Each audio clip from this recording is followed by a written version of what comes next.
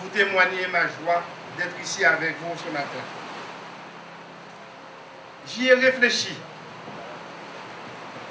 recherchant une inspiration. Et je me suis laissé entraîner dans un rêve.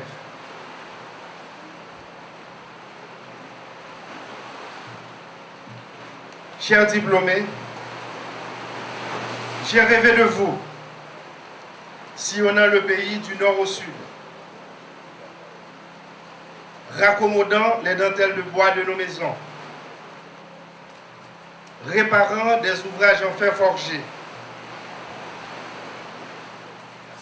restaurant des murs d'enceinte datant des siècles passés, reconstruisant, embellissant notre pays tout entier. Et cela me procura un immense plaisir, mais en même temps, un immense espoir de voir enfin refleurir nos villes. Jacques Mellan Ier se ragaillardir nos monuments, comme cette ancienne prison, désormais en train très prochainement de devenir un centre culturel.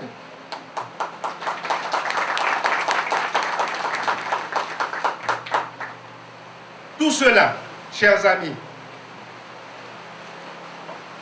ce sera, et c'est grâce à vous. C'est grâce aussi à cette magnifique coopération espagnole et au travail opiniâtre d'une institution haïtienne, l'ISPA. Applaudissez-les, s'il vous plaît. Encore une fois, que leurs dignes représentants en soient vivement remerciés ici. Les enseignants qui vous ont accompagnés durant ces mois de formation ressentent à vous regarder une légitime fierté, car leur savoir et leur patience ont façonné une belle et extraordinaire œuvre. Ils vous ont transmis un héritage exceptionnel. Ne l'oubliez pas. L'art de conserver ce qui n'a plus de prix. Au nom du président de la République, son Excellence, M. Michel-Joseph Martelly, au nom du Premier ministre, son Excellence, M. Laurent Salvador Lamotte, et au nom du gouvernement tout entier et de tous les Haïtiens, sachez que notre reconnaissance vous est acquise pour toujours. Mesdames et messieurs, le plus souvent, quand nous admirons des constructions éblouissantes, nous pensons très peu, ou parfois même pas du tout, au trésor de savoir-faire et de passion qu'il a fallu aux ouvriers pour les concrétiser. Et pourtant, Dieu seul sait que seul détail mal exécuté peut perturber l'équilibre qui nous apaise, troubler l'harmonie qui nous charme,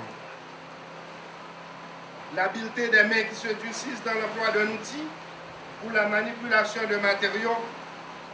Nous ne le soupçonnons même pas. La sueur, la fatigue, nous ne les considérons plus. Une totale ingratitude envers les ouvriers laisse parfois la place à une totale admiration pour l'œuvre.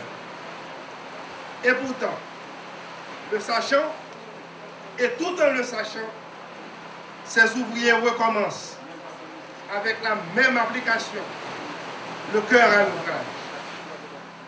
Il faut donc pour cela une abnégation et un courage qui ne sont pas donnés aux premiers venus. Donc, mes chers diplômés, le directeur général de l'ISPON vous l'a rappelé tout à l'heure, comprenez bien le sens du défi qui vous attend. C'est pour cela, mesdames et messieurs, que ces gens-là, en général, pour qui nous accordons trop peu d'importance, méritent notre respect le plus profond. Du respect pour leurs personnes bénies et du respect pour leur travail sacré. À travers la transformation de l'ancienne prison, vous avez vous aussi, chers étudiants, témoigné ce respect pour les ouvriers qui l'ont construite et pour cette œuvre empreinte de notre mémoire à laquelle transformation vous aurez l'occasion de participer. Avec vous, nous ressentons une grande fierté. C'est pour cela qu'au-delà des produits de votre travail, vu en rêve, je pense aussi à votre devenir personnel. Je voudrais vous voir sillonner le territoire national à l'assaut de nos forts, de nos citadelles, des cathédrales et que sais-je encore, à restaurer et à construire. Mais je voudrais aussi vous voir travailler dans des conditions décentes, avec une rétribution juste, afin que vous puissiez prendre correctement soin de vos familles et de vous-même.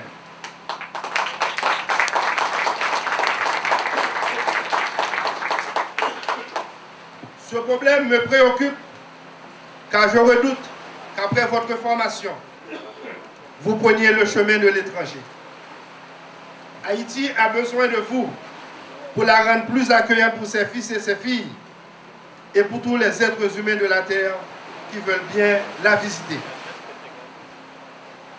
C'est à nous de travailler à cela, au gouvernement et à vous. La coopération n'est possible et n'a du sens que si nous nous investissons nous-mêmes dans notre pays et nous travaillons pour un mieux-être pour nos enfants, pour les générations futures. Inutile donc de vous dire que nous prendrons tous les soins à faciliter votre insertion professionnelle. Les chantiers, comme vous le savez, ne manquent pas. Je dirais même que vous ne serez peut-être pas assez nombreux pour tous les besoins de notre pays.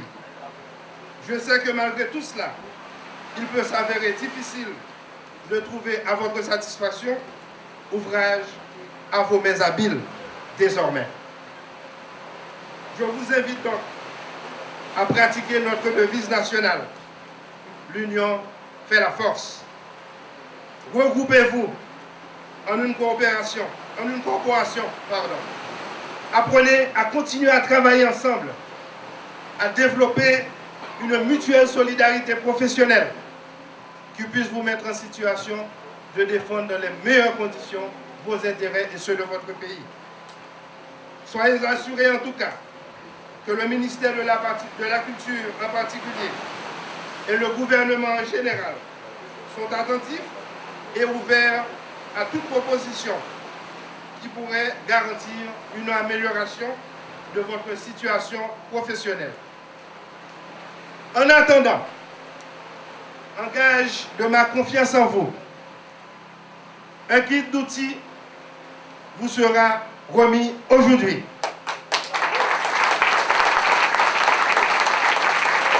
À chacun de vous. C'est donc un geste symbolique, à la fois de reconnaissance de vos compétences et de foi que vous ferez bon usage pour notre héritage commun Haïti. Félicitations à vous tous et à vous toutes et vive la première promotion de l'école atelier de Jacmel. Merci.